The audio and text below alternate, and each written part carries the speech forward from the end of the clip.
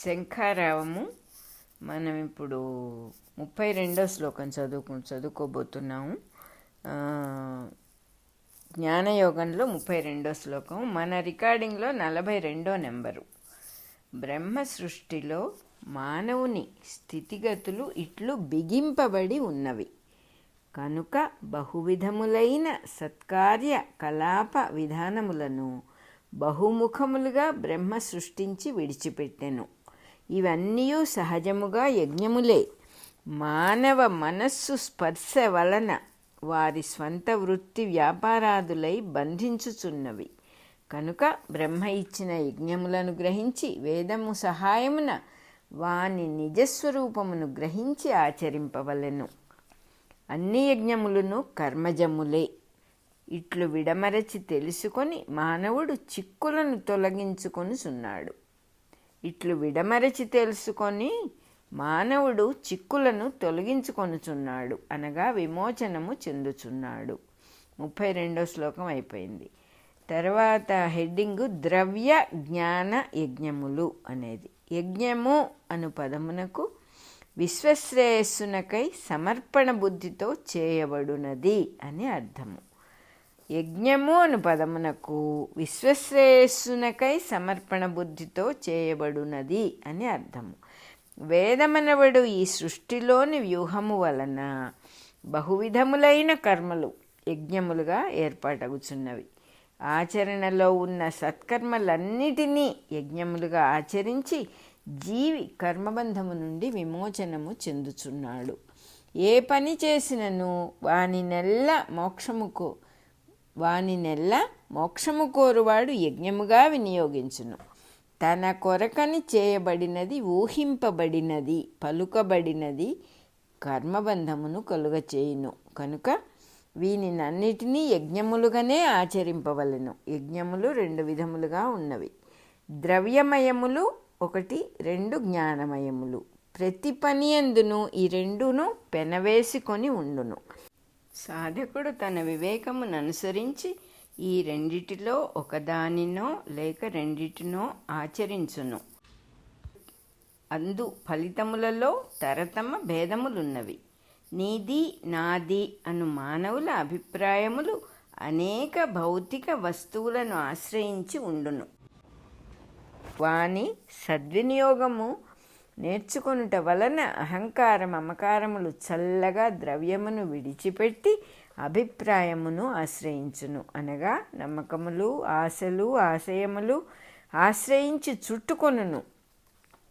అభిప్రాయములను విడపరచుకొని శాంతి, దాంతి, పరోపకారాది గుణములను ఆశ్రయించినప్పుడే జ్ఞానము కూడా పరిశుద్ధమై ఉన్న అభిప్రాయములు మాయమగును. ద్రవ్యముల నుండియు విజ్ఞానము నుండియు అహంకార మమకారాదులు మాయమైనప్పుడు పరిశుద్ధమైన జ్ఞానము నిలబడును. కనుక సాధకుడు మొదట ద్రవ్యములతో యజ్ఞము చేయుట నేర్చుకునవలెను. ధనమును గాని వస్తువులను గాని సద్వినియోగ బుద్ధితో సమర్పణ చేయుట ద్రవ్య యజ్ఞము లేక వస్తు యజ్ఞము అనబడును. అన్నదానము చేయుట, వస్త్రదానము చేయుట, ఆరోగ్యదానము చేయుట ద్రవ్య యజ్ఞములు. వీని వలన 10 మందికి మేలు కలుగుటయే కాక తనకు కీర్తి, ఇతరులపై పలుకుబడి మొదలైనవి కలుగును. వానిని వినియోగించుకొను బుద్ధి కలిగినప్పుడు మరల అవి తరిగిపోచుండును. వీనిని స్వర్గలోకములు లేక పుణ్యలోకములు అందురు. పుణ్యము కూడా ధనము వలె వస్తువుల వలె ఆర్జించుట, తరిగిపోవుట అనువానికి లోనగును. ఇతరులకు తాను మేలు కలిగించి తిని అను భావము తనను బంధించును. కనుక కేవలము ద్రవ్యయజ్ఞము చేయుట వలన కలిగిన ఫలితము తాత్కాలికము, ఒక్కొక్కప్పుడు బంధకారణము కూడా. ఈ విధముగా ఈ వినియోగమును ఇతరులకు చేయుచుంటిని అని భావించుట మాని ఇతరుల రూపముననున్న భగవంతునకు సమర్పణ చేయుచుంటినని భావించినచో దానిని జ్ఞానయజ్ఞము అందురు. దాని కొరకు చేయు సద్గ్రంథ పఠనము, సజ్జన సాంగత్యము కూడా జ్ఞానయజ్ఞములే. దీనివలన మనము చేసిన యజ్ఞం యొక్క ఫలితమును గూర్చి ఆలోచింపకుండుట, దానివలన కర్మబంధ మోక్షము కలుగును. ఈ విధముగా కర్మయజ్ఞము కన్నా జ్ఞానయజ్ఞము శ్రేయస్సును కలిగించును. కావున ద్రవ్యయజ్ఞము లేనిదే జ్ఞానయజ్ఞం ఉండదు. అయినను ద్రవ్యయజ్ఞముతో ఆగక జ్ఞానయజ్ఞము కూడా ఆచరించువానికే శ్రేయస్సు కలుగును అని భగవద్గీత చెప్పుచున్నది. చేసిన ప్రతి పనియు మంచిదైనను చెడ్డదైనను జ్ఞానము కలిగించుటయే దానికి పర్యవసానము. అనగా తాను ఆచరించుచున్న చెడ్డ పనుల వలన తనకు కలిగిన బాధల అనుభవముగా ఏర్పడి క్రమముగా జ్ఞానోదయము కలిగించును. సత్కర్మలట్టి బాధానుభవమును కలిగించక సూటిగానే జ్ఞానమును కలిగించును. ఉదాహరణకు రుచిగా ఉన్నది గదా అని తినకూడనంత ఆహారము తిన్నచో కడుపు నొప్పి కలుగును. దానివలన ఔషధ సేవ, పథ్యపానాదులు మొదలగునవి ఆచరించి శరీరమును శోధన చేసుకొనినప్పుడు జీవుడు పవిత్రుడగుచున్నాడు. అంతకు ముందున్న దుష్ఫలితములు, బాధలు కూడా ఇదే అనుభవముతో తొలగించుకొని ప్రయత్నము ఆరంభించుచున్నాడు. అట్లు కాక పెద్దలను సేవించుట, శమదమాది గుణములు అభ్యసించుట, దాన ధర్మాది కార్యక్రమములు ఆచరించుట వలన వానికి ఫలితమైన చక్కని మానసిక పరిణామము అభ్యాసమగును. ఏ పని చేసినను దాని ఫలితముగా జ్ఞానమే కలుగుచుండును. పర్యవసానము కర్మఫల త్యాగము అను జ్ఞానము. జీవులకు కర్మ అనున్నది ఉద్భవించి స్థిరపడుటకే కర్మాచరణము ఏర్పడినది. వానిని విడచిన వానికి జ్ఞానోదయము కానీ మోక్షము కానీ లేదు. అందువలన సత్కర్మాచరణమును ద్రవ్యయజ్ఞముగా ఆచరించుట కన్నా యజ్ఞముగా ఆచరించుట శ్రేయస్సు. 33వ శ్లోకం అయిపోయింది. మరి జ్ఞానము యొక్క సరి అయిన స్వరూపమును తెలుసుకొనుట ఎట్లు? ఎవరికి మంచివి అనిపించిన ఊహలను వారు జ్ఞానము అని పొరబడుచున్నారు. అవి నిజముగా మంచివి అయినచో జ్ఞాన మార్గమునకు దారి తీయును. అట్లు కాక కేవలము మంచివి అనిపించుట మాత్రము జరిగినచో అజ్ఞాన మార్గమునకు దారి తీసి కామక్రోధాది బంధములను కలిగించును.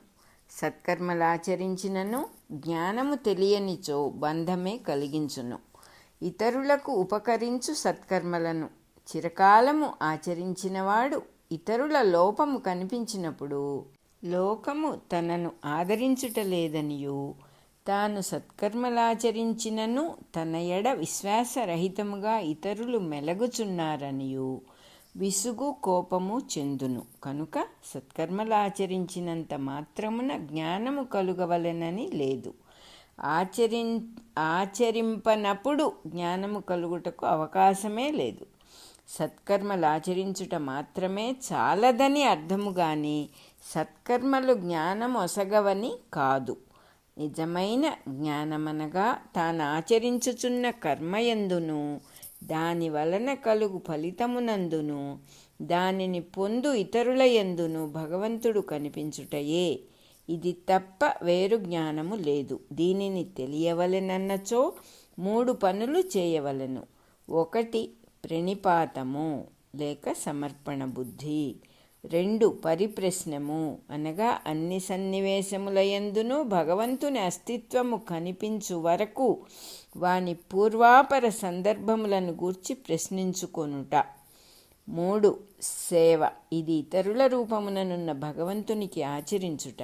ప్రణిపాతమనగా గురువునకో దేవునకో సాష్టాంగపడుటానియు, పరిప్రశ్నమనగా గురువును వేదాంతమును గూర్చి ప్రశ్నించుటానియు, సేవ అనగా గురుపాదములు నొక్కుటానియు కొందరు భావింతురు. దీనివలన కొంతకాలమునకు గురువుపై అనాదరము కలుగును తప్ప జ్ఞానము కలుగదు. తన మార్గము శిష్యుడు అవలంబించుటయే సద్గురువునకు ముఖ్యము గాని తనకు సేవ చేయుట కాదు. తనకు సేవను కోరు గురువు తానే బంధమున ఉండుట వలన గురువు కాలేడు. గురువునకు తప్ప మరి ఒకనికి సేవ చేయను అనువాడు జ్ఞానమును పొందనివాడు. ప్రణిధానము అను పదమునకు ఈశ్వరునకు తనకున్నది మొత్తము సమర్పణ చేయుట అని అర్థము. ఇది పతంజలి యోగ దర్శనమున ఇచ్చిన నిర్వచనము. ఈశ్వరుడు అను పదము యోగశాస్త్ర సంప్రదాయ ప్రకారము అర్థము చేసుకొనవలెను. ప్రతి మానవుని యందును 2 భాగములున్నవి, తనది తాను.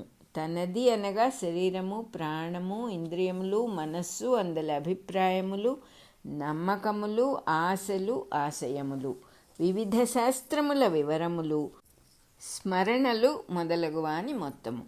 ఇవి కాక మిగిలినది తాను. ఇది ప్రజ్ఞామయము. ఇది కేవలము వెలుగు. ఈ వెలుగునే ఈశ్వరుడు అందురు. ఇతని నుండియే మిగిలిన భాగమంతయు ఉద్భవించి జనన మరణముల నడుమ జీవిత సర్వస్వముగా నడచుచుండును. జ్ఞానము అను పదమునకు 2వ భాగమైన ఈశ్వరుడు అని సరి అయిన అర్థము. మొదటి భాగమున జ్ఞానము అని పిలువదగినది ఏదియూ లేదు. అయినను ఇందలి భావములు, అభిప్రాయములు, ఆశలు, ఆశయములు, శాస్త్ర సంచయము అనువానియందే సామాన్యులు జ్ఞానమను పదమును వాడుదురు. అట్లు వాడినచో తెలుసుకొనదగిన విషయము, తెలుసుకొనువాడు వేరువేరుగా గుర్తింపబడును. మనస్సును తెలుసుకొనువాడుగా భ్రాంతిపడుటయు, బాహ్య ప్రపంచము వలన ఏర్పడు ఇంద్రియార్థములు తెలుసుకొనదగిన విషయములుగా భ్రాంతిపడుటయు జరుగును. యోగ సాధన పొందిన వానికి తెలుసుకొనబడునది, తెలుసుకొనువాడు కూడా నేను అను వెలుగే. ఈ వెలుగునందు మనస్సు మేల్కొనినప్పుడు మనస్సు కూడా ఈ వెలుగుగానే మారును. అట్లే ఇంద్రియములు వాని వృత్తులు కూడి ఈ వెలుగుగానే మారును. ఇంద్రియములు ఈ వెలుగునందు తెలుసుకొనుట అను వృత్తి కలిగి ఉండి తెలుసుకొనువాడుగా మారిపోవును. ఇట్టి వెలుగు బాహ్య ప్రపంచమునందు ప్రసరించినప్పుడు అది కూడా తానైన వెలుగుగా గుర్తింపబడును. మనస్సు మేల్కొనుటకు ముందు బాహ్య ప్రపంచమున ప్రతి వస్తువునందును 2 భాగములుండును. ఆ వస్తువు పేరు, ఆకారము, బరువు, ఘన పరిమాణము, వినియోగము, దాని లక్షణములు మున్నగు సముదాయమంతయు కలిసి ఒక భాగము. ఇవన్నీయు దేనియందు వర్తించునో అది మరి ఒక భాగము. ఇందు మొదటి భాగము ఆ వస్తువు యొక్క సొత్తు, 2వ భాగము ఆ వస్తువు యొక్క తాను. సామాన్య మనస్సు చేత ప్రతి వస్తువు యొక్క సొత్తు మాత్రమే గుర్తింపబడును. యోగ సాధన వలన వెలుగొందిన వాని చేత ఆ వస్తువునందలి తాను గుర్తింపబడును. అట్టి స్థితిలో తెలిసికొనుచున్న తాను, తెలియబడుచున్న వస్తువులలోని తాను ఒకే వెలుగు అగును. అదియే ఈశ్వరుడు. దానియందు మనస్సు మేల్కొనుటనే జ్ఞానము అందురు. దానిని దర్శించిన వారు తత్వదర్శనులు అనబడుదురు. వారే జ్ఞానులు. వారే జ్ఞానమును ఉపదేశింతురు. కానీ అది కాని భాగమును అనగా తనది అను భాగమును అజ్ఞానముగా గుర్తింతురు. 34వ శ్లోకం అయిపోయింది. అజ్ఞానమంతయు జ్ఞానము అను వెలుగుచే నిండి ఉన్నది. జ్ఞానమంతయు అజ్ఞానముచే ఆవరింపబడి ఉన్నది. ఈ వివరమును సాధనచే తెలుసుకొని జ్ఞానమునందు మేల్కొనిన వానికి మోహము కలుగదు. మోహమనగా అజ్ఞానమునందు తెలుసుకొనవలసిన స్థితిని ఆరోపించుకొనుట. అజ్ఞానమును జ్ఞానముగా నమ్ముటయే మోహము. తన నమ్మకములను, అభిప్రాయములను, నిర్వచనములను జ్ఞానముగా నమ్మువారు ఇతరుల అభిప్రాయముల నుండి భిన్నమైన అభిప్రాయములను కలిగి ఉందురు. ఎవరి అభిప్రాయములు వారివి, ఎవరి అభిప్రాయములు వారివి, వానినే జ్ఞానమని ఎవరికి వారు నమ్ముచుందురు. అందువలననే ఏ ఇద్దరకును జ్ఞానము విషయమున ఏకత్వము కుదరదు. ఈశ్వరుడనబడు వెలుగునందు మేల్కొనిన వారికి ఇతరుల యందలి అదే వెలుగుతోనే సంబంధము ఉండును. అది వారి వారి అభిప్రాయములతో సంబంధం ఉండదు. కనుక అట్టివారు ఎంతమంది ఉన్ననూ ఒకరి జ్ఞానమునకు మరి ఒకరి జ్ఞానమునకు భేదము కలుగదు. సత్యమైన జ్ఞానము పై చెప్పిన ఈశ్వరుడే. అది పొందినవారు సర్వజీవులను తానుగానే గుర్తింతురు. తనయందే సమస్తమును దర్శనము చేయుదురు. ఈ అభ్యాసము దృఢమగుట వలన సమస్త జీవులను నాయందు దర్శింతురు. అందరిలోనున్న ఈశ్వరుడు నేనను వెలుగే కనుక అతడంతర్యామిగా గుర్తింపబడినప్పుడు అతడే పరమేశ్వరుడు లేక దేవుడు. ఈ సమస్త సృష్టియు వానియందే దర్శింపబడును. 35వ శ్లోకం అయిపోయింది. అట్లయినచో ఇక పాపములు చేయువారి సంగతి ఏమి? వారి ఎందలి పాపబుద్ధి కూడా దైవముగానే గుర్తింపబడవలనా అను సందేహము కలుగును.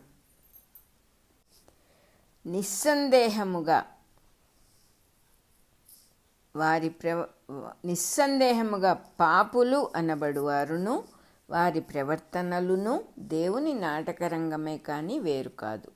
ఒక రచయిత తన నాటకములో సజ్జనుల పాత్రలను దుష్టుల పాత్రలను కూడా కల్పించును.